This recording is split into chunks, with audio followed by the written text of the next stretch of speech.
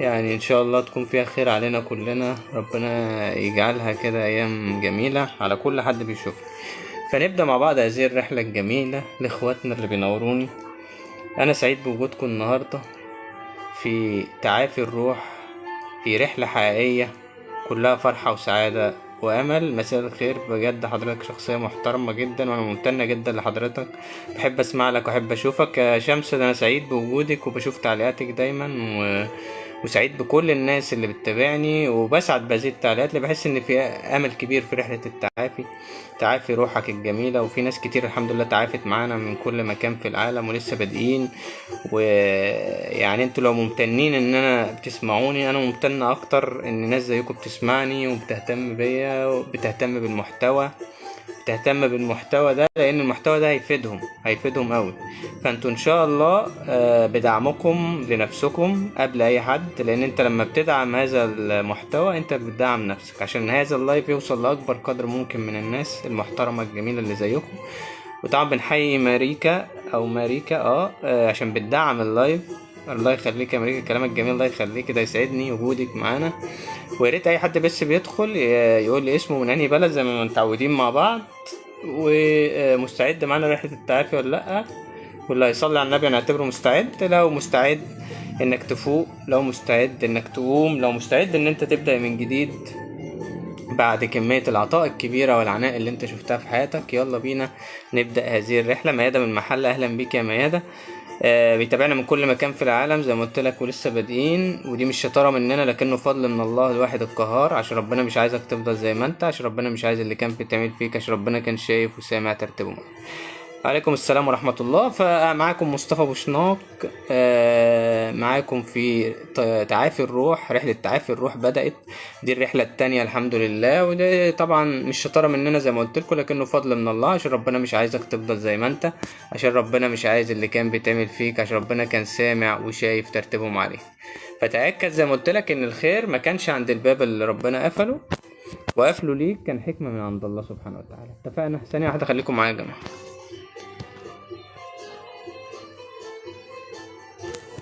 وقفله ليك كان حكمة من عند الله سبحانه وتعالى. فاللي جاي ان شاء الله ربنا هيكرمك فيه، وكل خير هتلاقيه ان شاء الله وسعادة، وربنا يعمل لك كل خير. فنبدأ مع بعض هذه الرحلة. كل واحد بقى قبل ما ابدأ كده عايزين كل واحد يقول لي اسمه، من انهي بلد، ومستعد مع رحلة التعافي. واللي هيصلي على النبي او يكتب رقم واحد او لا اله الا الله اعرف انه مستعد. واحد يعني لا اله الا الله. فيلا بينا نبدأ هذه الرحلة الجميلة لاخواتنا اللي بينوروني من كل مكان.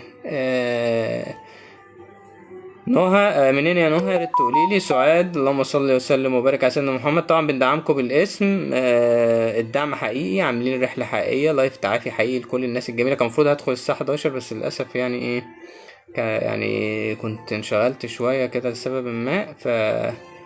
ان شاء الله. نانا، اهلا بيك يا نانا من الاسماعيليه. طبعا نانا بتتابعنا من بدري، الناس الجميله اللي تابعتني من اول رحله التعافي الاولى وخفت وتعافت وبعتت ان هي تعافت.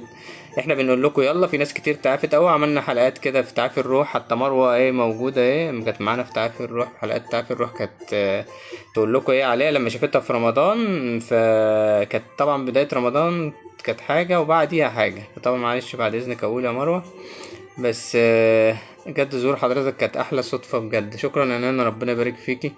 والله وجودكم كلكم ناس اصيلة محترمة. هتلاقوا هنا اولاد اصول، ابناء اصول، بنات اصول، ناس فعلا فائت معانا الحمد لله ببركة الله. الرحلة حقيقية، الرحلة هتبقى مختلفة شوية. هتلاقوا لعل تلاقي نهاية لوجعك هنا بإذن الله. فمهم جدا بدايتك. هقولك هتعمل ايه الفترة الجاية. كل مطلوب منك بس اسمك ومن انهي بلد، مستعد معايا رحلة تعافي، وتصلي على النبي هنعتبرك مستعد. نانا بتقول حضرتك ساعدتني جدا على التعافي بجد. كام في المية تعافي؟ يلا عشان احنا بنسأل السؤال ده كل الناس اللي داخلة تقول لي اسمها ومن انهي بلد مستعدة معايا رحلة تعافي وكام في المية. والناس اللي كانت معايا في الاول زي نانا كده تقول لي وصلت لكام تعافي في المية. يلا يا جماعة، كل واحد يقول لي النسبة مهمة جدا، عشان انت نسبة ايا كانت نسبتك ان شاء الله في خير وفي امل كبير. انا عندي رغبة صادقة اكون جنبكم في رحلتكم التعافي، تأكدوا من كده. ربنا كريم قوي ومش هيسيبكم. كل المطلوب منك تقول الحمد لله رب العالمين، إنا لله وإنا إليه راجعون، اللهم أجرني في مصيبتي هذه واخلفني خيرا منها. ثانية واحدة يا جماعة خليكم معايا.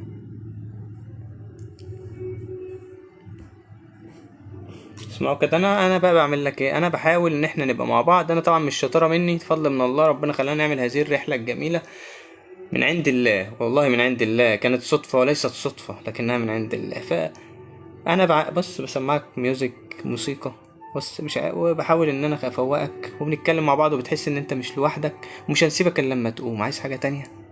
بص اعمل ايه تاني؟ قول لي اعمل ايه تاني؟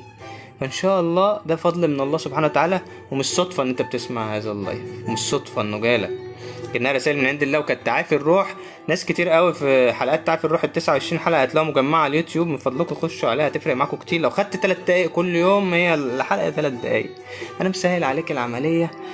وحتى بنتكلم بمنتهى من القلب، بنجيب لك الكلام من القلب، مش كلام عادي، مش كلام عادي. فده من قلب من عند الله سبحانه وتعالى، والله بنحس ان ربنا اللي بيجري على لسان هذه الكلمات. فبحاول اجيب لك كل حاجه بحيث ان انت تتعافى. فان شاء الله انت عندك استعداد ولا لا؟ عندك استعداد تفوق؟ اسمها تعافي مصطفى بوشناق، تعافي الروح، بس مش تكتب اكتر من كده هتلاقيني طالع لك. خلاص يا دعاء، مصطفى بوشناق تعافي الروح، اتفقنا؟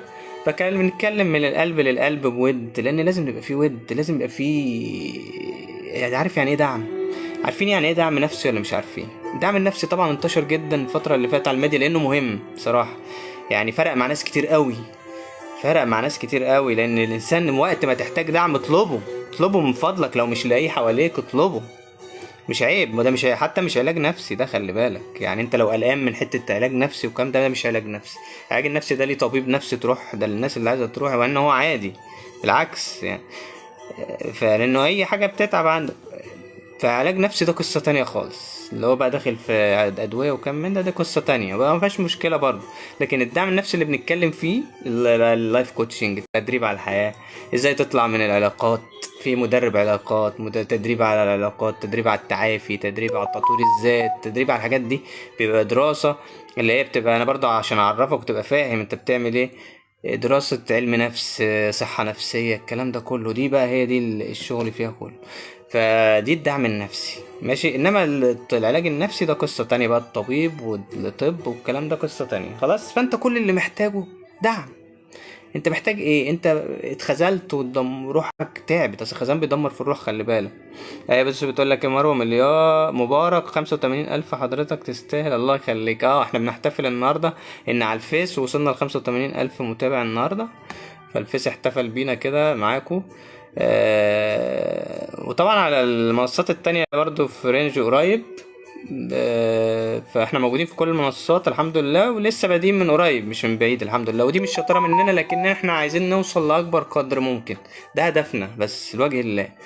الهدف العام هدفين، هدف عام ان احنا نوصل لاكبر قدر ممكن من الناس الاصيله اللي زيكم، اللي تعبت في حياتها واعطت من قلوبها، وحست ان هي في حاجه اتاخدت منها وجعت، بس عشان الناس دي تستاهل. وانا بقدرهم بصراحه، بقدرهم ومش موجودين كتير، وببقى سعيد وانا جاي اشوفهم، لان بلاقي فيهم نفس الحته يعني سبحان الله.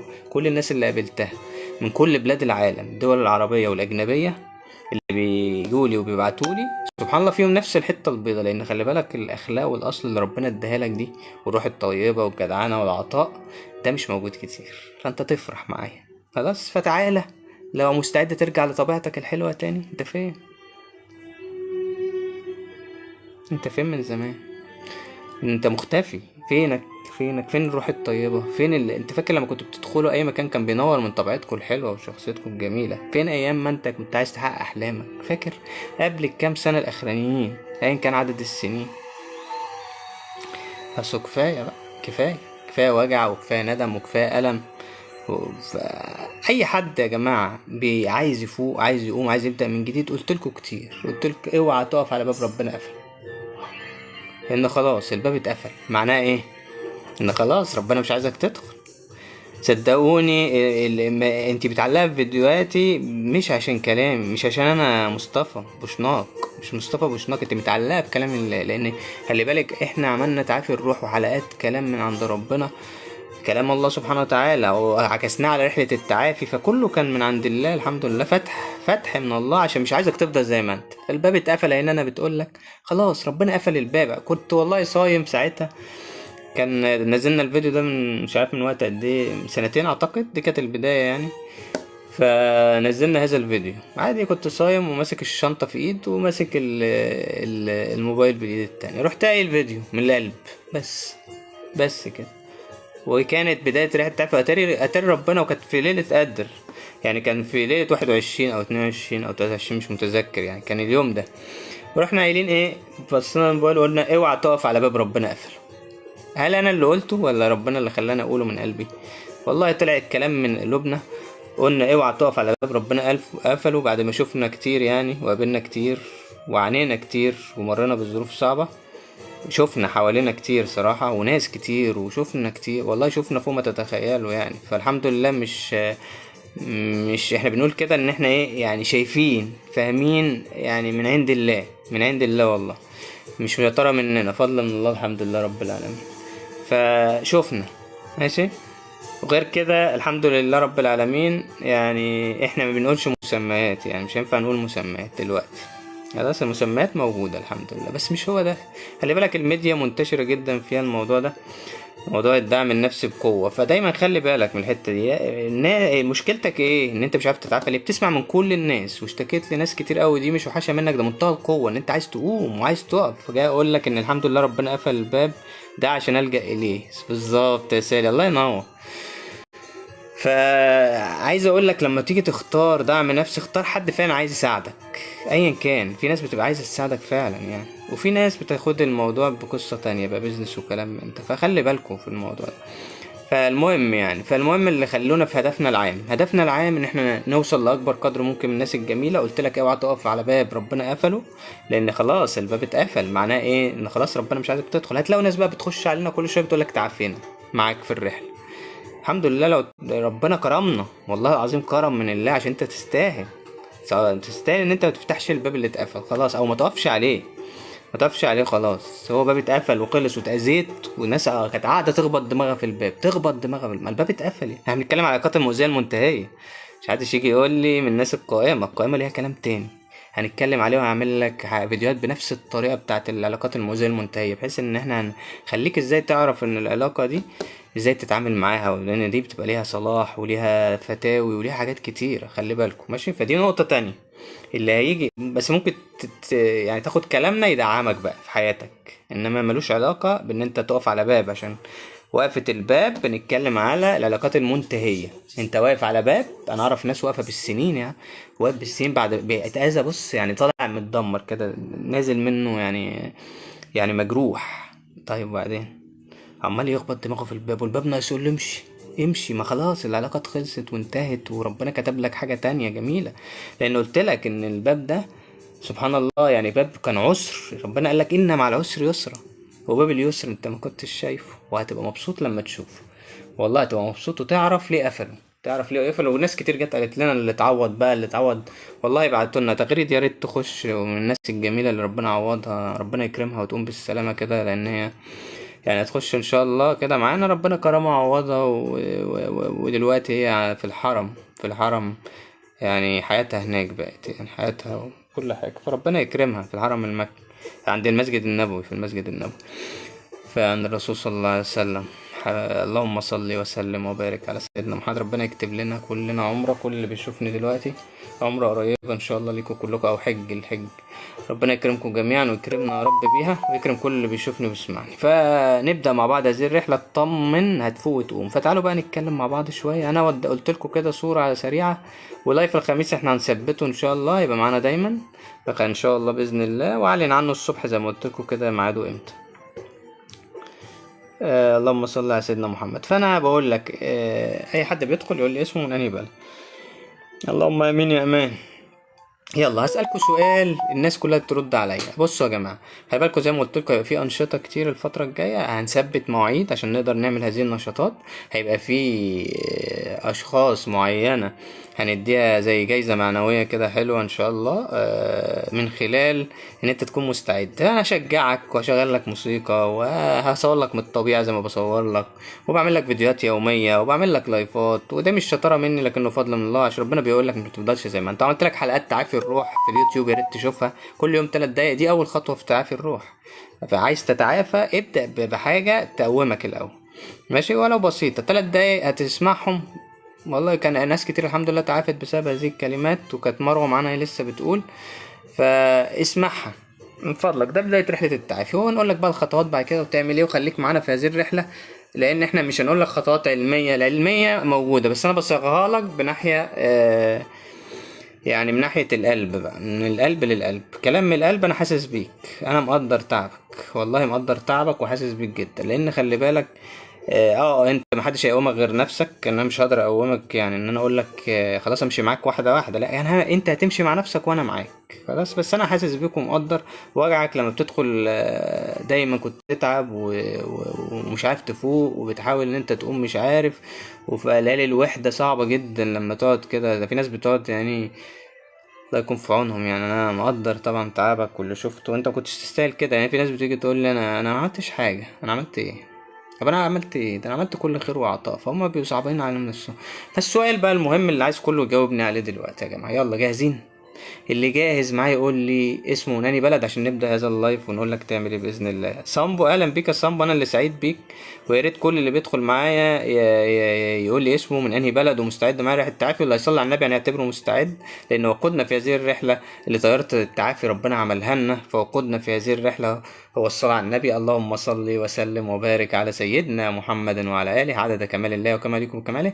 في أمل كبير للتعافي، أيا كان وجعك أيا كان ألمك إن شاء الله هتلاقي راحتك هنا. مش شطارة مني، لكن لو عندك استعداد، فهو لازم يبقى عندك الحاجتين دول، يكون عندك استعداد وإنك لما تتعافى ترجع تقول بس تعافيت، وتقول لي نسبة تعافيك كام دلوقتي عشان الناس تنبسط لما تلاقيك بتتقدم. اتفقنا؟ ده نظامنا. كل واحد هيدخل بعد كده في اللايف يقول لي اسمه من انهي بلد ومستعد معاه ريحه التعافي، يقول لي نسبه تعافي كام. كل خميس اللايف ده موجود، وهضيف عليه ايام تانية هقول لك عليها. خلاص اتفقنا يا صامبو عليه الصلاة والسلام؟ شوقتك للرحلة، وإن شاء الله تفوق معانا وتقوم معانا. أبناء أصول، بنات أصول، ناس تستحق كل تقدير وخير، واللي جاي جميل.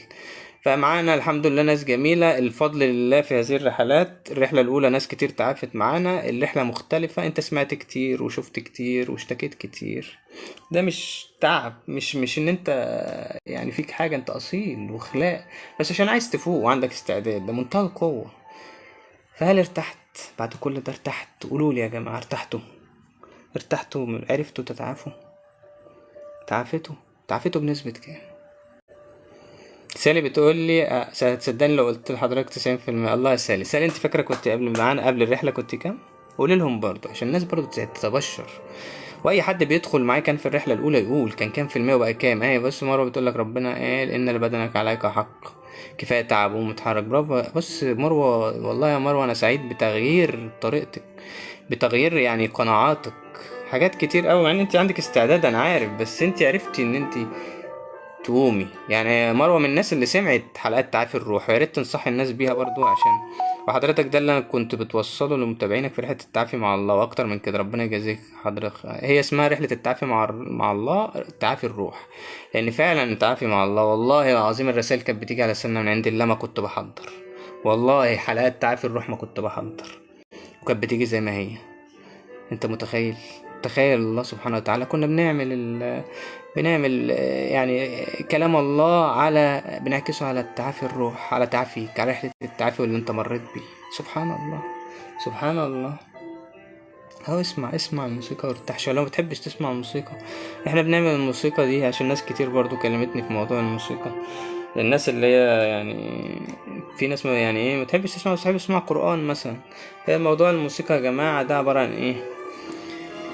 مرة بتقول ربنا يجازي حضرتك عنا خير الجزاء على هذا العمل الطيب الخاص لوجه الله تعالى، استمعك على الطاعات والقرب. امين يا رب. انا هبدأ معاك وانا تعبان وجاي العصر. ربنا يعافيك وهتخف ان شاء الله. كلنا ندعي الايمان يا جماعة من فضلكم. ربنا يشفيك قريب، العصب الخامس ان شاء الله مفيهوش حاجة. هتخفي وهتفوقي، تابعي مع دكتور كده وهتفوقي والله. محتاج راحة بس كده، وريح اعصابك كده، واسمعي شوية قرآن او موسيقى حسب انت بتحب ايه. الناس اللي بتقول الموسيقى حرام ومش عارف ايه، احنا بنعمل الموسيقى برضه عشان الناس تبقى عارفة، عشان تخدم هذا. يعني عارف انت سبب علاجي حقيقي. لان في ناس للأسف يعني مش قادرة حتى تقرب من، يعني بتقرب من ربنا وكل حاجة، بس عايز حاجة تشده. هو تعبان عايز يرتاح، أعصابه ترتاح شوية، فاهم؟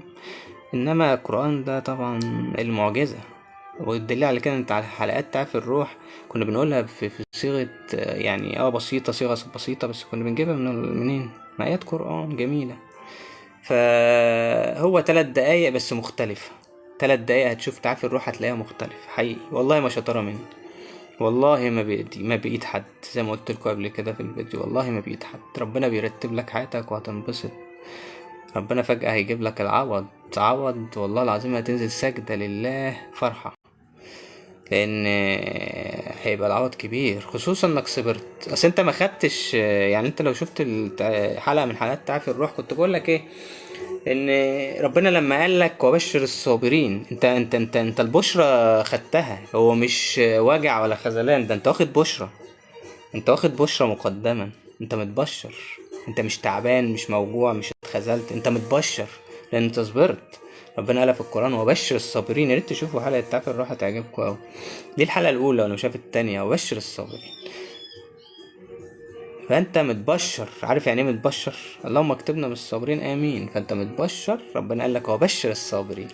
وأنت صبرت ولا ما صبرتش؟ السؤال ده أنت اديت من كل قلبك، ده أنت عملت كل اللي ممكن حد يعمله في الحياة، ده أنتوا اديته كل حاجة، واللي قدامك بياخد كل حاجة ومش عاجبه أي حاجة، يا ريته عاجبه. فهو فاكر ان ربنا ما بيسيبش، يمهل ولا يهمل. فاطمن الناس اللي بتقول لي ما خدناش حقنا والظالم مرتاح ومش عارف ايه، لا، الظالم مرتاح مؤقت، راحة مؤقتة ظاهرية، لكن صدقني يا الرسول صلى الله عليه وسلم قال اتقوا الظلم فإن الظلم ظلمات يوم القيامة. حياته هتضل. خلصت ولا ما خلصتش؟ خلصانة، عشان بس الناس اللي ايه قلقانة من الموضوع ده. مشكلتي ان موقفة راحة قلبي لغاية ما اشوف حساب بالظبط، دي مشكلتك، انا هحلها لك ان شاء الله. اطمني، خليكي معانا، يعني ببركة الله هنحلها. ازاي؟ ان انت هتقولي معايا دلوقتي الحمد لله رب العالمين، انا لله وانا اليه راجعون، اللهم اجرني في مصيبتي هذه واخلفني خيرا منها، وامشي معانا واحدة واحدة. انا عارف ان انت حقك، انا عارف ان انت حقك بعد اللي اتعمل فيك، انا عارف. بس الفكرة ان انا يعني في ناس خلي بالكم يا جماعة بتقوم مخصوص بالليل تدور على ادعية، وما بتفوتهاش مناسبة ولا حاجة دينية ولا أي مناسبة لما يدعوا يقولوا حسبي الله ونعم الوكيل.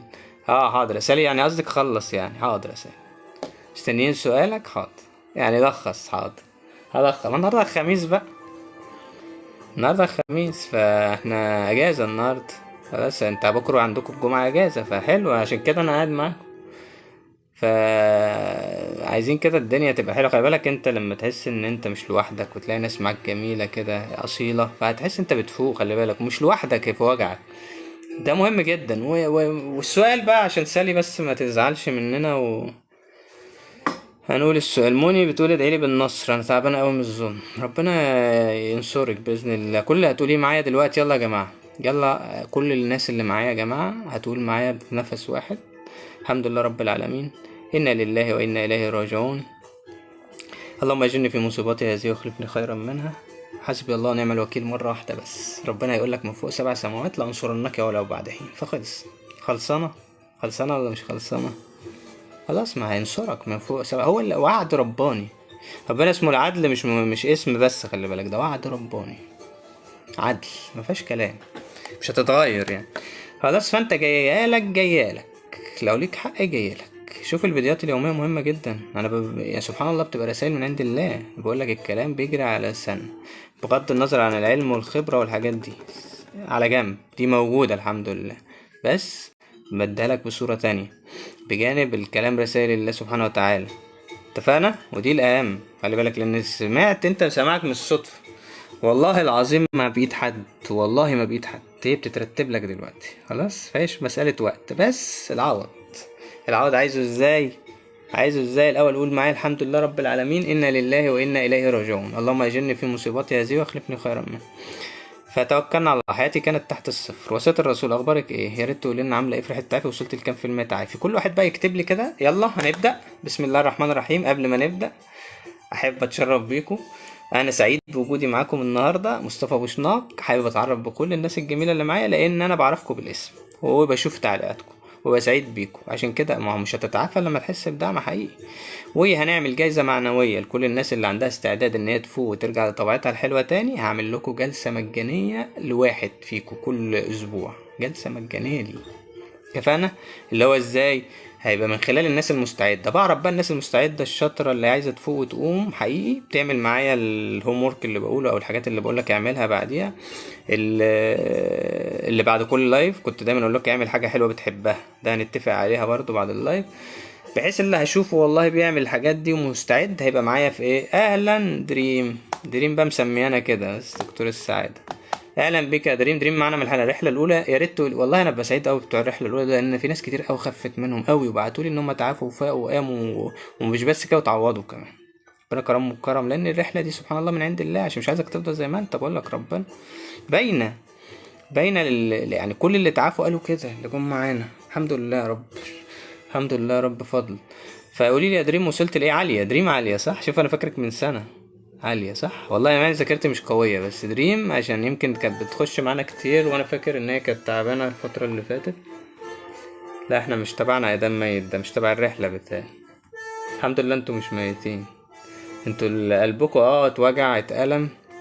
بس صدقني صدقني، هو بيضم الوجع والألم والعلاقات المؤذية المنتهية بتوجع القلب، لكنها في النهاية صدقني دي راحة لقلبك. ليه؟ لأن في الآخر هتتعوض، هتتعوض. فأنت قلبك لسه حي، والله لسه حي، وفي حتة بيضة لسه ما اتخزلتش، لسه هتقوم وتفوق وتبدأ من جديد. معانا ناس هنا جميلة تستحق كل تقدير. يلا يا جماعة، فكل واحد هيقول لي اسمه مناني بلد ومستعد معايا رحلة تعافي، اللي هيصلي على النبي هنعتبره مستعد. اللهم صل وسلم وبارك على سيدنا محمد. نبدأ هذه الرحلة الجميلة. نعدي بقى ايه حلوة بس مش متمشية مع ايه، مع هذه الرحلة. خلاص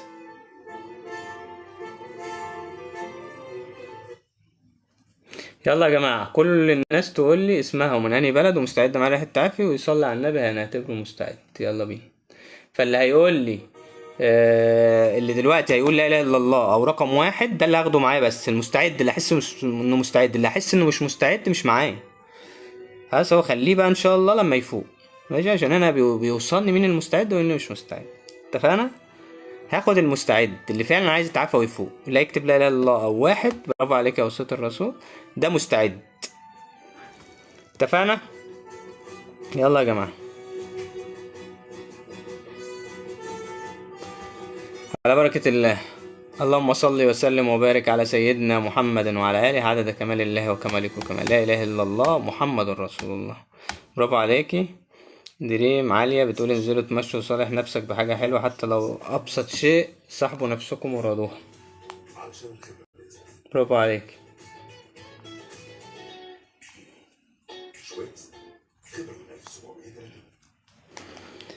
اللهم صل على سيدنا محمد، اللهم صل على سيدنا محمد، اللهم صل على سيدنا محمد. سالي برافو، سالي معانا. دريم بتقولك انزلوا تمشوا وصالح نفسك بحاجة حلوة حتى لو أبسط شيء، صح؟ الله عليك يا دريم، ده ما شاء الله، ده ايه ده انت. انا ببقى سعيد بقى بالناس اللي بحس ان ريحة التعافي دي عملت شغل حلو اوي. الحمد لله رب العالمين، فضل من الله، ولولا استعدادك عالية برضو الحمد لله.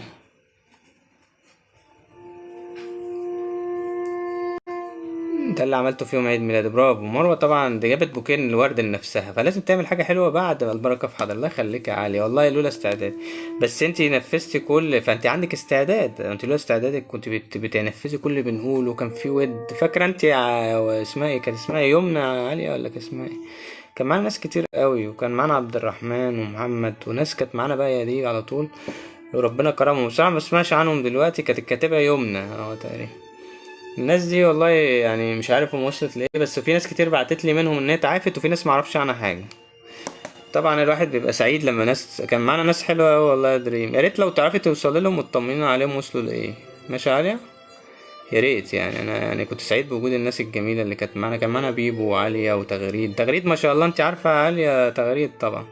تغريد ما شاء الله ربنا كرمها الحمد لله رب، وتمها دايما على خير. وهي دلوقتي يعني في وضع، في ربنا يجي يقومها بالسلامة يعني ان شاء الله. ربنا يدعو لها كده تقوم بالسلامة. كانت قالت لي ان هي حمزة ولا ان شاء الله يجي بالسلامة بإذن الله. كانت دخلت معانا هنا، هي ربنا عوضها وكرمها، ودلوقتي في المسجد النبوي وعايشة هناك في السعودية. ربنا عوضها عوض كبير الحمد لله بعد ما عانت كتير. فالناس الجميلة اللي كانت معانا من الأول دي ناس تعبت في حياتها كتير وشافت كتير، وهي دايما تخش تقول الكلام ده للناس وتدعي لهم. بتدعي للناس كتير قوي، دعواتها يعني ما شاء الله عليها يعني جميلة، دعوتها مستجابة، لأن كلمتنا من الكعبة كذا مرة. سبحان الله، هي حافظة القرآن كله وبتعلم القرآن، بتحفظ القرآن للأطفال في المسجد النبوي. ما شاء الله، ربنا عوض كبير الحمد لله. إن هي كانت عندها مركز صغير كده لحفظ القرآن واتقفل، فكانت زعلانة، فقلت لها، قالت لي أنا زعلانة إن دي حاجة كانت يعني سبحان الله. انا بقول لكم الكلام ده عشان تعرفوا ان في امل كبير للتعافي. حضرتك اديتني الثقه ونورت لي الطريق، عالي الله. انا ببقى سعيد بقى بالكلام ده، لان بحس ان في امل كبير للتعافي والناس فايت كده. يعني بص، خدوا عاليه مثال، خدوا تغريد مثال، ما شاء الله، اللهم بارك، ربنا يكرمنا جميعا. اللهم بارك لها، و... وهي تستاهل كل خير والله، وبتدعي لنا كلنا صراحه. فربنا يقومها بالسلامة ان شاء الله، وهتلاقوا ناس جميلة زيكم اصيلة، فانتوا هتبقوا واحدة من الناس اللي هتتعوض، والناس اللي هتاخد حقوقها، والناس اللي هتنبسط قريب اوي. بس انت مش محتاج غير شوية صبر، وتقتدي بالناس اللي هي ايه بتخش هنا تعرف هم عملوا ايه. فعشان كده احنا بنسأل دايما. دعاء بتقول اول مرة اشوف حضرتك، ممكن هيست اسألك لاني تفائلت بحضرتك. اهلا بك يا دعاء، اتفضل يا دعاء. انا سعيد بوجودك معايا والله. ويشرفني وجودك. طبعا انت اتأخرتي شوية علينا، بس كله بميعاد، وربنا لما سمعك هذا اللايف فده مش صدفة، لكنه من عند الله. واتفرجي على رسائل الله اللي احنا عملناها، حلقات تعافي الروح في رمضان، فرقت مع ناس كتير اوي، ناس تعافت كتير وفات، لان الكلام كان من عند الله، وعكسناها رحلة التعافي كلام الله سبحانه وتعالى.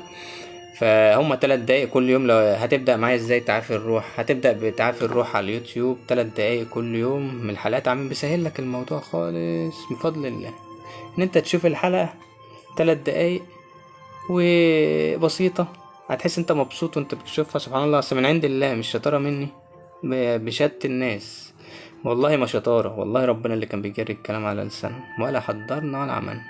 خلاص، توكل على الله وصلي على النبي، وفي امل كبير للتعافي، وانا بطمنك ان شاء الله مش هسيبكم لما تتعافوا. وعندكم فيديوهات، اللي هيقول لا اله الا الله ويكتب رقم 1 فهو مستعد هعرف، او يصلي على النبي. وده هيبقى معانا، هعمل جلسة مجانية لواحد فيكو اللي عنده استعداد ان يبقى ليه جلسة مجانية، من خلال ان احنا هنعمل زي قرعة كده، هنجيب ورق ونكتب الاسامي. انا بكتب الاسامي، هرجع لللايف، الناس المستعدة بعرفها واكتبها، وانا بعرفها بالاسم. وهنعمل كل اسبوع اسمها وصية الرسول تعافي الروح مصطفى بوشناق. مصطفى بوشناق تعافي الروح، والله مش فاكر. مصطفى بوشناق تعافي الروح، هي مش تفرق، اكتبي مصطفى بوشناق تعافي الروح خلاص، هيطلع لك على طول، هتلاقيني طالع لك. اتفقنا؟ فهتخشي على سلسلة تعافي الروح، هتلاقي السلسلة كده موجودة بليست، اللي هو ايه، سلسلة التشغيل، اللي هو التشغيل دي اللي اسمها ايه، سلسلة التشغيل يعني. ف دعاء ممكن جيست، والله بص احنا ما بندخلش جيست طبعا، لسه ما دخلناش غير مرة واحدة عملناها، فانت دي هتبقى تاني مرة، بس انت طبعا ايه دي اول مرة تخشي معانا. فدعاء احنا لسه ما تعرفناش بيكي. طب قولي لنا دعاء منين، حابة تتكلمي عن ايه؟ صراحة حضرتك داعم نفسي، بنسمع منك كلام محتاجين نسمعه فعلا، وحضرتك كلامك بيأثر فيا فعلا. الحمد لله، يعني فضل من الله سبحانه وتعالى. اللهم اجعل جمعنا جمعا مغفورا، وتفرقنا تفرقا مرحوما. فصلوا على النبي كده، وانا سعيد بوجودكم معايا. صدقوني هتفرق معاكم رحلة التعافي كتير، اتفرجي على فيديوهاتنا هتفرق معاكي كتير قوي قوي. الحمد لله، والله ما شطارة مننا، لكن فضل من الله، لان انتوا تعبتوا فعلا، تعبتوا تستحقوا التقدير، وكنتوا تستحقوه. يمكن محدش شكرك على كل تعبك ومعاناتك وعطائك ده، لكن انا بشكرك، وكل الناس الجميلة اللي معانا والخير، الناس الاصيلة اللي مرت بظروف صعبة بتشكرك وبتقول لك شكرا. وانتوا فعلا تشيلوا على الراس، مش معنى ان الناس مقدرتكش ان انت قليل، لا بالعكس، والله انت اصيل ومش وش بهدلة. خلي بالكم الناس اللي معانا كانت مش وش بهدلة، ولاد اصول قوي واصلهم عالي. يمكن الناس اللي عرفوهم وعلاقات مؤذية منتهية، أيا كان نوع العلاقات، صداقة بقى، شغل، علاقات، ارتباط، أيا كان نوع، وما قدروهم وما عرفوا قيمتكم يعني. ففعلا انتوا ما قدروش روحكم الطيبة وجمالكم وشبابكم وجدعنتكم وحاجات كتير اوي، كنتوا تستحقوا احسن من كده. عشان كده بصبرك ده ربنا ابدا ما هيسيب وجعك، قلت لكم كتير عايز تشوفوا في الفيديوهات، قلت لكم هم ما يملكوش حقوق، هم يملكوا ظلم حقوق. الناس اللي علاقات مؤذية منتهية، حد عرفك وسابك ومشي، حد انت عملتش حاجة وظلمك، حد مثلا كل عليك حاجة، ليك فلوس عند حد وما ادهالكش، ايا كان الظلم اللي ظلمته، فده ما يملكش حقوق، يملك ظلم حقوق. خلاص، فانت ليك لربنا، هتقول يا رب وفوض امري لله حسبي الله ونعم الوكيل وتبدا معانا. اول فيديو اللي حضرتك سمعته عيطت كتير، بعت له واحده صاحبتي قعدت تعيط. حلو يا مان. ربنا يكرمك. عارف الكلام ده بقى بيسعدني ليه بقى؟ هتحس ان في امل كبير. بص بقى ايمان دعمت اللايف كله على فكره بالكلمتين دول، الجمله دي انا بشكرك عليها. اول حاجه لان انت قلتي سمعت وعيطت كتير، ده ما دام عيطتي يبقى احنا نجحنا، مش شطاره مننا، فضل من الله. واكدتيها بعياط صاحبتك، ف يعني عيطتوا مرتين، فالعياط المرتين ده خلي بالك الدموع دي مختلفه، الدموع لما بتشوفني، عشان كده انا طبعا يصعب عليا ان انتوا تدمعوا، دمعتكم غاليه خلي بالكم، لان ربنا شايفها قبلينا، ربنا شايف دمعتك وانت لوحدك خلاص، وانت ما عملتش حاجه غير كل خير وعطاء. فعلا تعبت وعانيت، عشان كده ربنا ابدا ما يسيبك، والله العظيم ما يسيبك. فانت عياطك ده مختلف عن العياط اللي انت عيطته قبل كده، صدقني. فانا ببقى سعيد لان انت بتعبر عن مشاعرك وحقيقي، فمش معنى ان هي عيطت مرتين ان انا يعني كئيب يعني، لا خالص والله، يعني مش نكدي مثلا هنكد من فضل.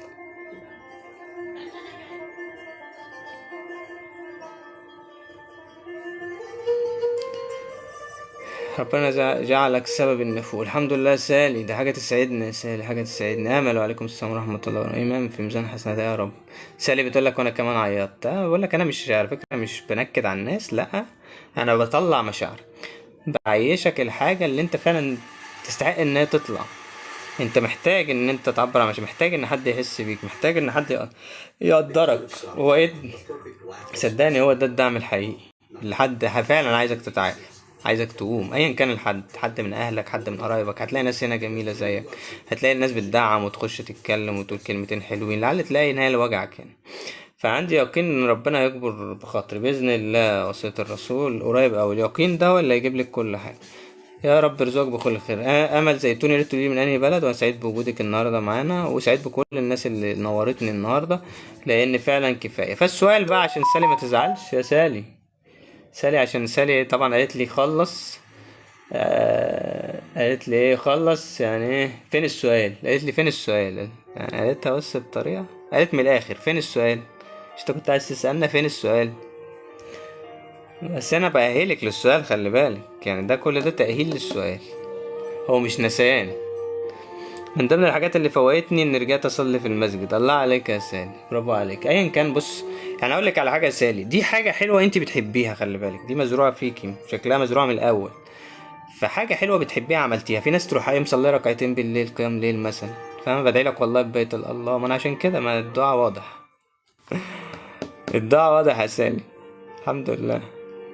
لا بص، يعني انت معنى ان انت بتدعي لي، انا على فكره بنبسط قوي باللي بيدعي لي، والله العظيم، دي انا يمكن اللي بيريح لي نفسيتي ان الاقي حد بيقول لي انا دعيت لك.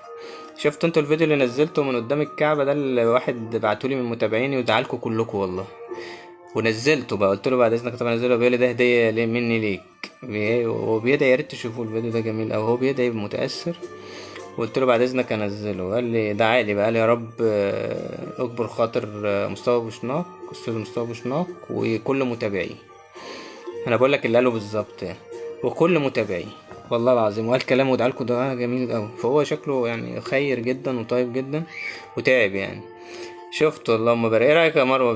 جميل الفيديو، جميل كله صدق وقدام الكعبه، فالرحله دي سبحان الله مباركه، مش شطاره مني والله، شكرا يا رب، احمدك واشكر فضلك، انا مش عارف اشكره ازاي على هذا الفضل، لان انت كل ما تجبر خاطر حد ده بيقعد لك في حياتك كلها. فانت تخيل انت معايا بقى، وانت بتدعم هذا اللايف وبتوصله لاكبر قدر، وتدعم اخواتك قبل ما انت تفوق، في ناس هنا بتدعم اخواتها قبل ما يفوقوا اصلا، بص جمالهم بقى، عشان انتوا حلوين اصلا، فيكوا حاجه حلوه.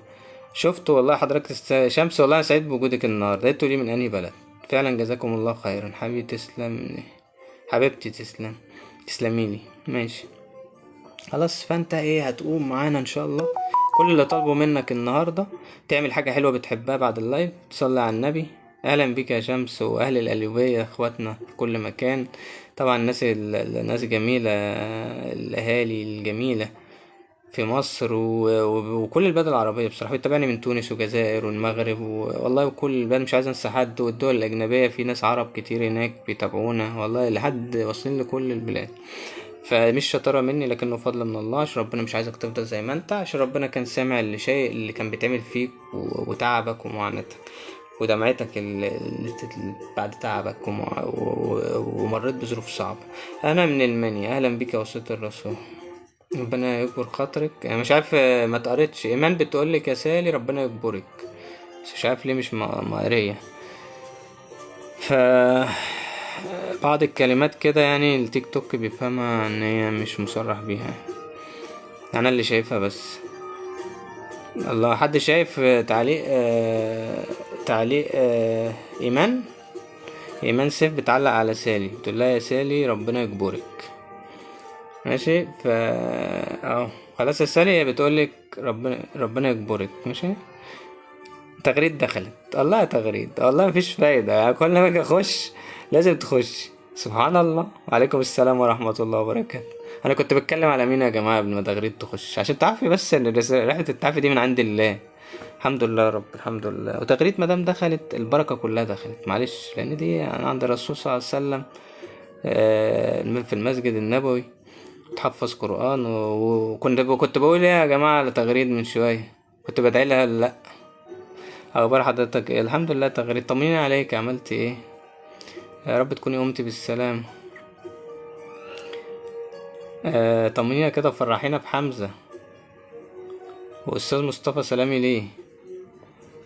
يلا يا جماعة، انسان اهو ايمان بتقولك قلت عنها كل خير، فكنا بندعيلك لسه والله، وبنقول التغريد يا ربنا يكرمها، بتدعيلنا على طول من الكعبة ومن ام حمزة.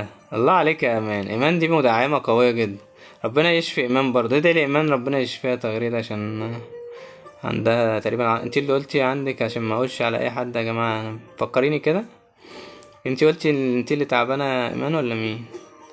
ادعيلنا يا اخت تغريد، والله ما نسيت حد، انا عارف يا تغريد والله طول عمرك يعني. بص تغريد على طول بتدعيلنا والله، وهي يمكن سبب في ناس كتير اوي تعب، لان بقولك هي صالحة، سنة صالحة، ربنا يبارك لها يا رب ويقومها بالسلامة. طمنينا عليك يا تغريد. ايمان عندك، فربنا يشفيك يا ايمان ان شاء الله. تغريد معانا وتدعيلك، دعوتها ان شاء الله مستجابة باذن الله، وربنا كريم اوي والله. ادعيلنا، قال دعوة مستجابة يكبر قلبه، امين يا رب. فربنا يكرمنا جميعا. الناس اللي بتتابعني من كل مكان، سعيد بوجودكم النهارده بعد اللايف هتعمل حاجه حلوه بتحبها من فضلك زي ما متفقين. اتفرج على تعافي الروح مصطفى بوشناق، عم مجمع لك سلسله تعافي الروح، الكلمات اللي من عند الله اتقالت في 3 دقايق، كل حلقه ب3 دقايق، 29 حلقه في رمضان. ناس كتير الحمد لله فائت بسبب هذه الكلمة، فدي بدايتك في التعافي الروح. من فضلك خش على مصطفى بوشناق تعافي الروح في اليوتيوب واتفرج على ال3 دقايق دول، مجمعها لك في سلسلة. ادي حاجة. تاني حاجة، هتعمل ايه بعد ما تخلص اللايف؟ تعمل حاجة حلوة بتحبها، وكان النصيب الاكبر لحضرتك يا دكتور. الله يخليك يا تغريد، والله بصي دعواتك باين عليها بدأت تستجاب، وشفتكم النهارده. معنى ان انا شفتكم ان في خير كتير جاي ان شاء الله باذن الله. كلنا هنرتاح وهننبسط وهنسعد مع بعض باذن الله ببركه الله. ندعي لنا ام حمزه، كلنا ندعي لام حمزه ربنا برضو ايه يقومها بالسلامه بسرعه. طمنيني، انت قلتي لي عملتي ايه يعني؟ لسه صح؟ والله انا في العمليات ما نسيتش. يا نهار ابيض، انت في العمليات؟ يعني انت ايه اللي حصل؟ انا عايز اعرف فين. طيب انا مش عارف، قولي لي كده بسرعه. تغريد الف سلامه، كلنا يعني ايه ندعي التغريد. انا مش عارف هي يعني في العمليات ايه يعني، خلاص الحمد لله يعني جه حمزة بالسلامة. اتربى في عزك، الله يخليك. ده انا سعيد جدا والله، مبروك. اتربى في عزك وعز استاذ مصطفى، ربنا يبارك لكم يا رب. ليه ما بيظهرش؟ مش عارف. تفتكر يا استاذ مصطفى ان الناس وانتي برضو معمول ياموني عليكي ان مش متشافه، مش عارف ليه. انا هقول التعليق بتاعك. يعني تفتكر يا استاذ مصطفى ان الناس هتعرف اني ما عملتش اللي اتهموني بيه حتى وحواليهم ناس كتير ضدي؟ انا والله مش عايز ارد عليكي لان معانا ناس جميله هنا ممكن ترد عليكي، شافوا كتير وعارفين ان الخير جاي والعوض جاي والحقوق جايه وراجعه والله العظيم. تغريد دخلت من غير ما نقول لها ولا نشوفها، سبحان الله بتدعينا من الكعب على طول وتدعي لكل المتابعين وبتقول لنا النصيب الاكبر. شكرا يا تغريد، ربنا يكرمك. كنت في العمليات وبتدعينا ما نسيتناش وانت في العمليات، ربنا يكرمك والحمد لله على سلامتك وتربى في عزك انت والاستاذ مصطفى يا رب. الله خير حافظ، ربنا يحفظكم. يعني تغريد طبعا تستاهل كل خير، هتلاقوها بتدعي لكم على طول. وانا سعيد بوجودها معانا النهارده. ام حمزه، ربنا يبارك لك فيه يا رب. أسأل الله الكريم رب العرش العظيم أن يشفيك شفاء. ماشي. فأنتي ظلمك، خذلك، وجعك، تعبك، خلاص هتتنصري خلصانة. قلتلك هما مملكوش ظلم حقوق، هما مملكوش حقوق، هما يملكوا ظلم حقوق. فخلصانة متقلقيش، حقك راجع ومحفوظ.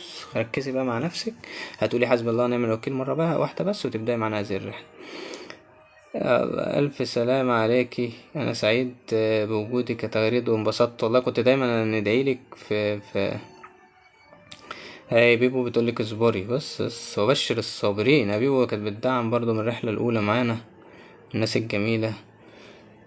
ربنا يكرمك، كلنا ندعي لإخواتنا كلنا ربنا يكرمك. هدخلك جست دعاء، حاضر. انت قولي لي بس من انهي بلد وحابه تتكلمي عن ايه، بس انا مش عايز منك اكتر من كده. هدخلك جست، حاضر. اصبري واحتسبي الاجر. امين يا رب، امين. انا فتحت لقيتكم، ممكن اعرف رحلتكم ازاي؟ كلام شيق جدا ودخل. يا شيماء خليكي معانا وان شاء الله تتعافي زي الناس اللي تعافت، لان هي في بركه من عند الله، لان طياره التعافي اللي ربنا عملها لنا وقودنا في هذه الرحله والصلاه على النبي. اللهم صل وسلم وبارك على سيدنا محمد وعلى اله عدد كمال الله وكمالكم وكماله. الرحله حقيقيه، اللايف يمكن ما بعملوش كتير بس الفيديوهات يوميا. الفيديوهات هتفرق معاك كتير، ان شاء الله تغير حياتك، ان شاء الله تلاقي نهايه لوجعك بس يكون عندك استعداد للتعافي. وهتقوم زي ما ناس كتير قامت معانا في الرحلة الأولى من كل دول العالم ولسه بادئين، ودي مش شطارة مننا لكنه فضل من الله، عشان ربنا مش عايزك تفضل بنفس الوضع. فيلا بينا نتوكل على الله. يلا هتبدأ النهاردة بعد اللايف هتعمل حاجة حلوة بتحبها. اللهم بارك مبارك، ربنا يحفظه وينبته نباتا حسنا، آمين يا رب. ربنا يبارك لك فيه يا رب، يفرحك بيه يا تغريد، وتشوفيه كده يعني في أحسن حال وفي أحسن حياة، ويجعله من السعداء يا رب العالمين. انا من العراق، اتكلم عن اليقين بالدعاء. المهم انت صحتك عامله ايه دلوقتي يا تغري؟ لا شوفيهم انت، بصي مش فاضيالنا بقى خلاص، ربنا يقويكي. والله بس انا مبسوط. يلا ده سلمنا على الاستاذ مصطفى كتير. يلا اشوفكم على خير، الناس الجميله اللي بتابعني من كل مكان. معلش بقى تغريد، هو شكلي في حاجه في اللايف المره دي، مش عارف، في بعض الناس بتكتب ومفيش حاجه بتيجي. معلش انا مقدر يا تغريد والله. هو تلاقي بس في حاجة، في مشكلة في اللايف النهاردة. خلاص فان شاء الله المرة الجاية تكون يعني الدنيا تلاقيها مظبوطة يعني.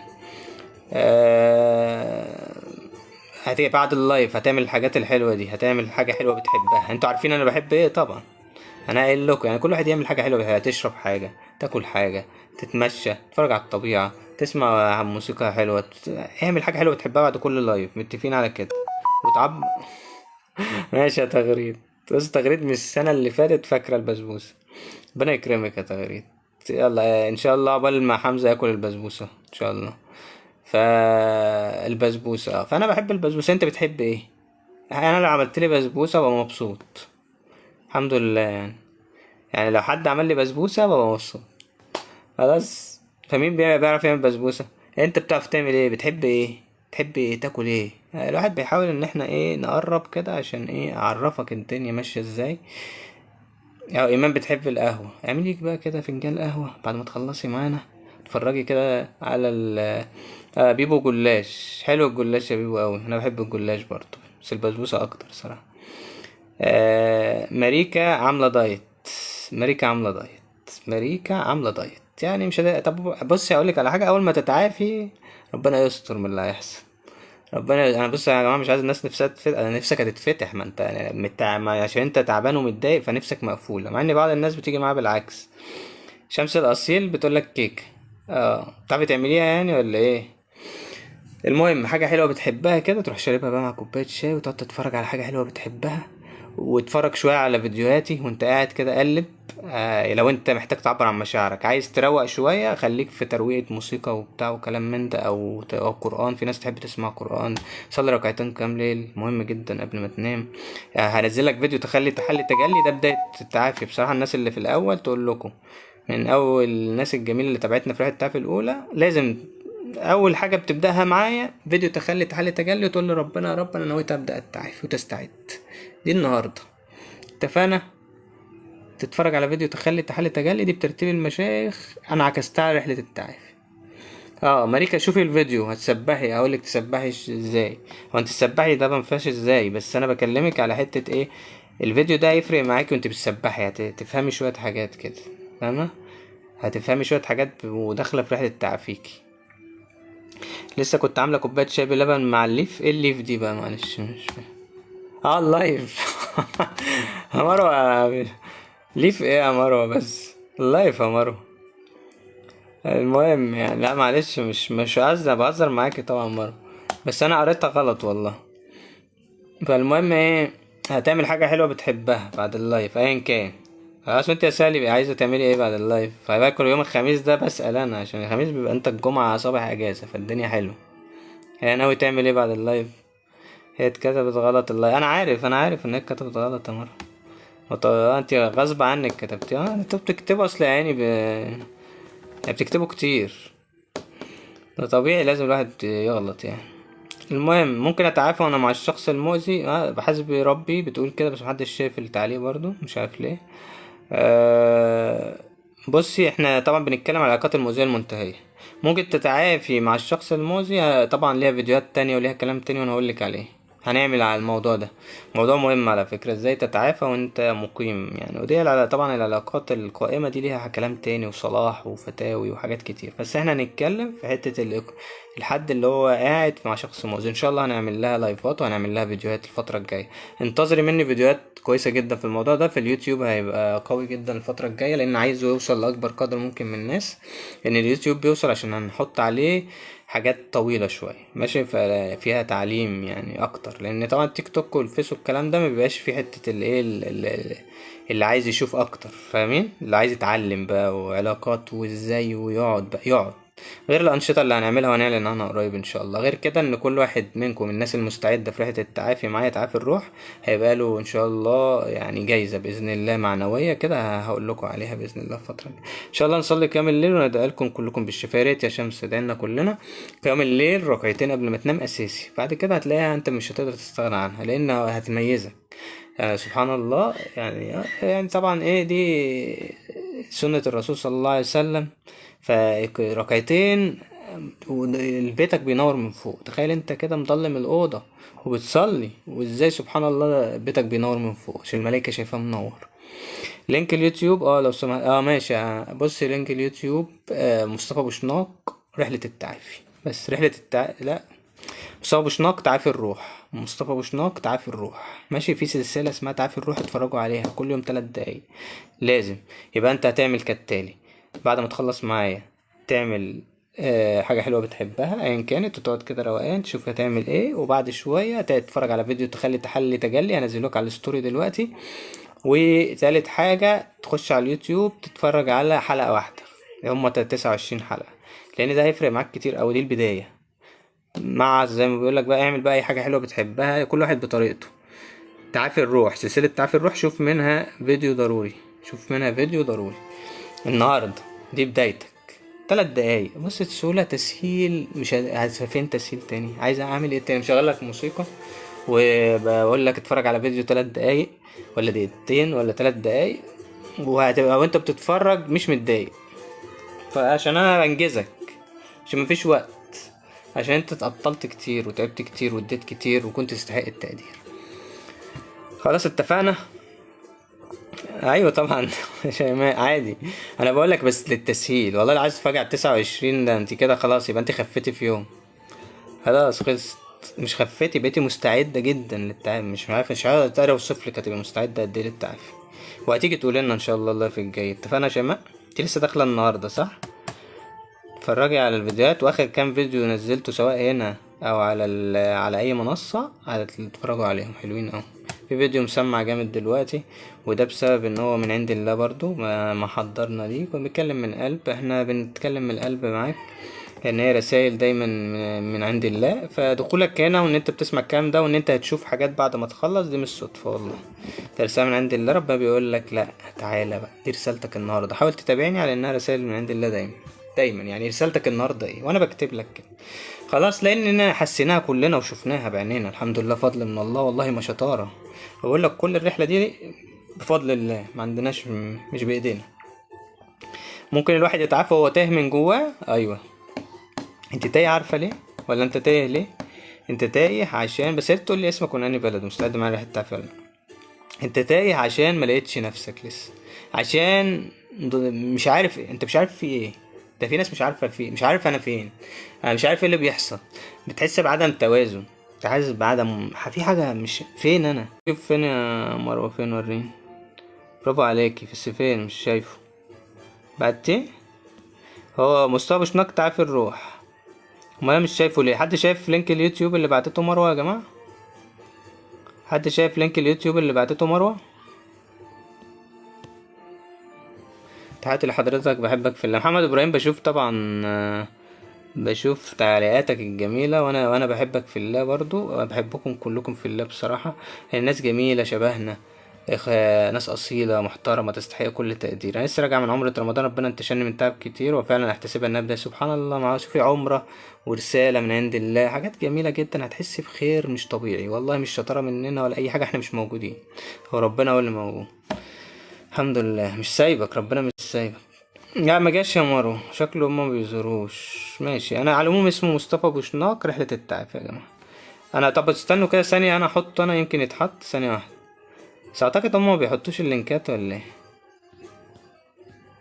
ايه. بس هو المهم انت لو كتبت على اليوتيوب في البحث مصطفى بوشناق تعافي الروح هتلاقيني طالع لك، لان هو الاسم مميز، تعافي الروح مش هتلاقي ناس كتير كاتباه. انت تعافي الروح مصطفى بوشناق، مصطفى بوشناق تعافي الروح، هتلاقي بقى الحلقات اللي بقولك عليها، وهتلاقي وتابع اليوتيوب، هيفرق معاك كتير.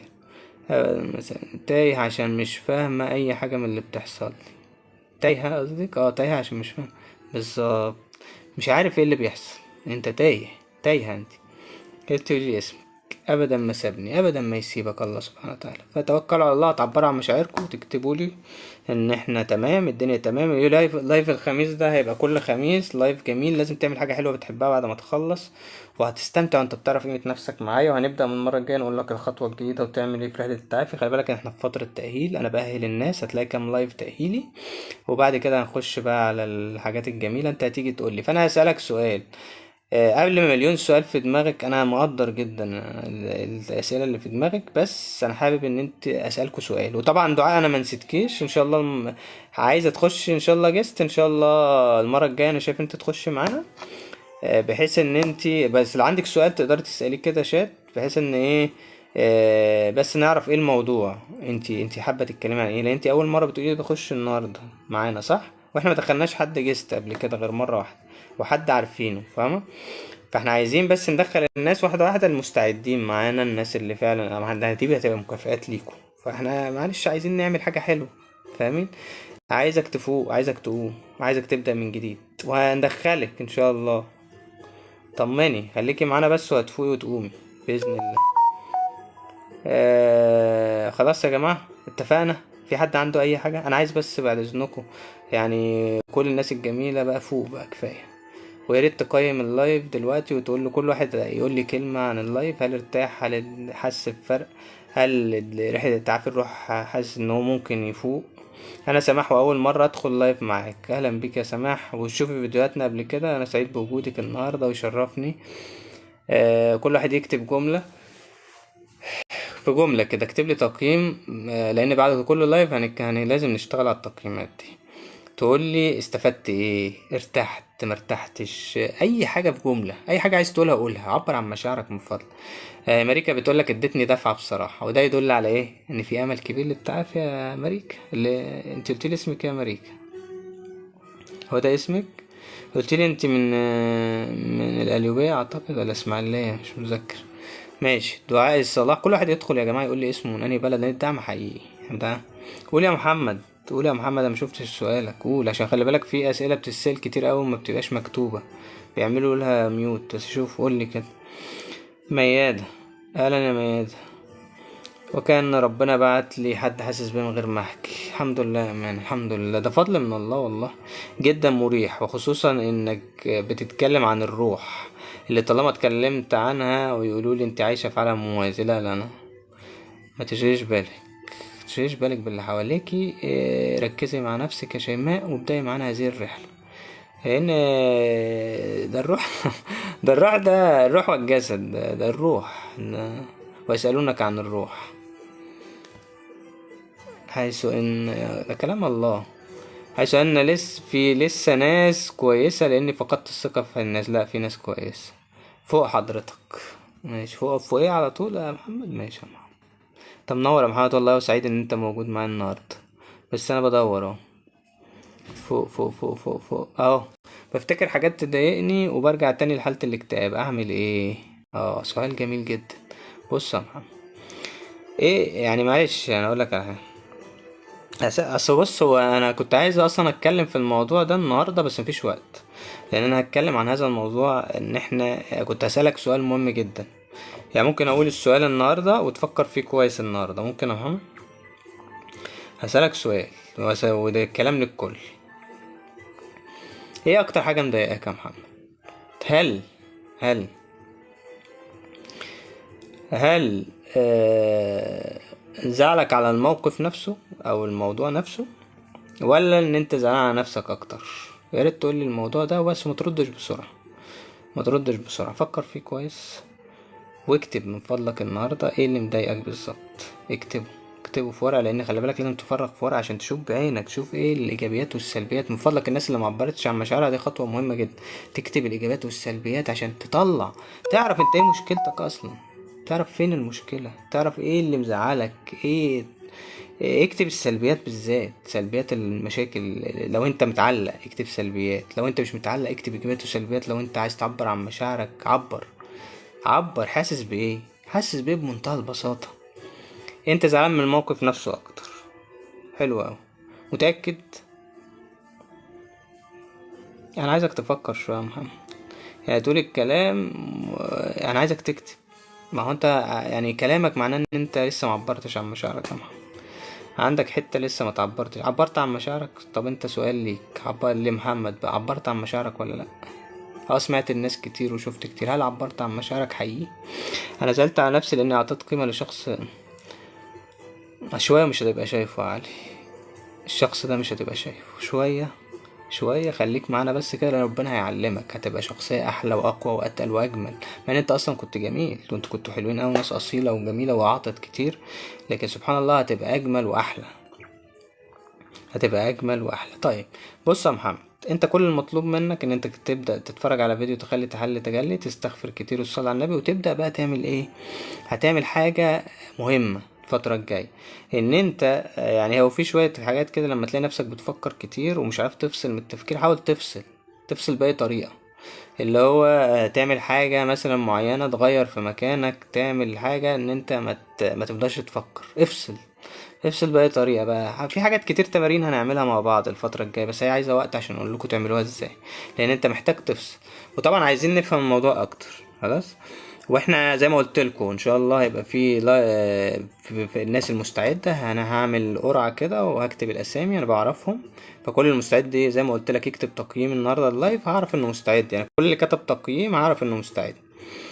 آه، ده هناخده معانا ان شاء الله، واللي يكتب واحد او لا اله الا الله فهو مستعد. فانا هكتب الاسامي ونختار واحد ان شاء الله، اعمل معاه جلسه مجانيه ان شاء الله كل اسبوع. اتفقنا؟ آه،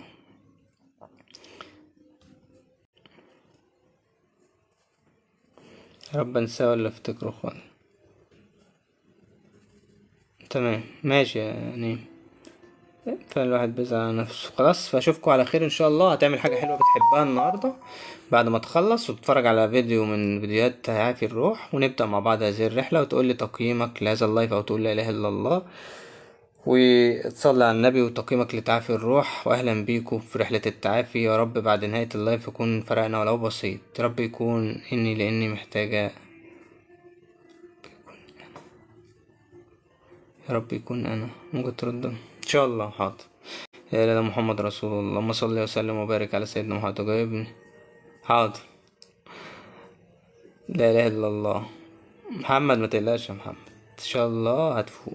هتفوق قريب وهتقوم وهتبدأ من جديد. انا عايزك بس الفترة الجاية دي تبدأ تقول لنفسك والله انا استحق اكتر من كده. انا عارف ان انت عارف قيمة نفسك، والدليل ان انت بتسمعني دلوقتي ومستعد، مستعد جدا انك تفوق. وانا بشوف تعليقاتك وواضح ان انت انسان اصيل وعندك كتير، وربنا هيريح قلبك باللي شبهك شوية، ومش تبقى شايف الناس اللي تعبتك وظلمتك. امشي في طريقك ولا تلتفت حتى يفتح الله عليك. ده كلام الرسول صلى الله عليه وسلم، فالكلام اساسي. شيماء ما بتقول مستعدة جدا بس مش واضحة الكلمة برضو. اهلا بيك يا شيماء وسعيد بوجودك اول مرة معانا النهاردة. الرسول صلى الله عليه وسلم قال لسيدنا علي بن ابي طالب امشي في طريقك ولا تلتفت ولا تبص هو ما قالوش لا تبص لظلمك، انا بقول يعني ده تفسير. يعني الرسول صلى الله عليه وسلم بيقول له امشي في طريقك ولا تلتفت حتى يفتح الله عليك. معناها ايه؟ التركيز في طريقك. وفتح عليه فعلا، وفتح. كلام الرسول صلى الله عليه وسلم مش كلام، كلام الرسول صلى الله عليه وسلم. يعني كان جميل. اصبروا بس هتشوفوا، اتفرجوا على فيديوهات تعافي الروح هتفرق معاك. 3 دقايق انا بس مسهلها لك، 3 دقايق وبشغل لك موسيقى وبقول لك اعمل حاجه حلوه بتحبها. يعني اعمل لك ايه تاني؟ اعمل لك ايه تاني؟ وهتفوق ان شاء الله في الاخر. بس كون مستعد، انا مش عايز منك غير استعداد. بس استعد، ولما تخف تيجي تقول لنا زي تغريد كده ما دخلت تخش تدعي لنا. فالحمد لله. والناس اللي بتخش كل شويه تدعي لنا دي بعد ما تعافوا يجي يقول لي انا تعافيت بنسبه 100% ويبعت لي وابقى مبسوط زي ما الناس بعتت لي. والله اللي ببقى فخور بيه. فانت عايز افخر بيك وتبعت لي تقول للناس، ابعت لي خاص قول لي انا تعافيت. ابعت لي في وسط الكومنتات وقول لي ساعتها انا تعافيت. ابعت لي في وسط اللايف، ابعته خلاص بس تعافى. اي حته بقى. يلا اشوفكم على خير. طبعا كنت عايز اطول معاكم بس انا ورايا حاجات اخلصها بس كده. يعني عندي كام حاجه مهمه يعني المفروض تتعمل. فبعتذر جدا، كنت عايز اقعد معاكم اكتر. والله سعيد بوجودي معاكم جدا ومبسوط جدا. ويمكن يعني انتوا لو سعد انا سعيد برضه. خلاص. فلان احنا بنتعلم من بعض وبناخد خبرات من بعض، مش انا بس. انا يعني باخد كلام وبحس بالروح الطيبه الجميله دي، بتحس انت مش لوحدك، ناس جميله كتير. تصبحوا على خير. واللايف الجاي هعلن عنه، والخميس ان شاء الله هنثبته. اتفقنا؟ اشوفكم على خير يا ناس يا جميله محترمه. ان شاء الله هتفوق وتتعافوا، وده فضل من الله. دايما افتكر ان فضل الله كبير وربنا بيبشرك بشرى. انت متبشر، انت متبشر من عند الله. وبشر الصابرين. خلصت. الحمد لله رب العالمين. اللهم صل وسلم وبارك على سيدنا محمد وعلى آله عدد كمال الله وكما يليق بكمله. الحمد لله رب العالمين.